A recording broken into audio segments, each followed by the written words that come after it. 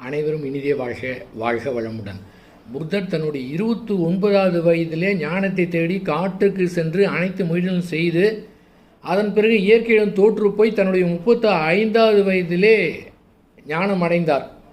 ரமண மகரிஷிகளுக்கு மரண பயம் ஏற்பட்டது. அதை அப்படியே ஏற்றுக்கொண்டு மரணத்தை அபிநயம் செய்து பார்த்தார். இப்போது அவருக்கு ஞானம் கிடைத்தது. அரவிந்தர் அவர்கள் அனைத்தையும் செய்து பார்த்துவிட்டு ஒரு வருடம் சும்மா இருந்தார். இப்போது அவருக்கு ஞானம் கிடைத்தது. ஸ்ரீ ஓஷோ அவர்கள் 21 நாட்கள் சும்மா இருந்து அதன் பிறகுதான் அவருக்கு ஞானம் கிடைத்தது. ஸ்ரீ பகவத் ஐயா அவர்கள் 40 வருடம் கடுமையாக உழைத்து ஒரு வருடம் பரவச நிலையிலிருந்து அதிலே வெளியே வந்து மன இயல்புகளை ஏற்றுக்கொண்டார். இப்போது ஞானம் கிடைத்தது. இது போன்று நாம் கஷ்டப்படவே தேவையில்லை.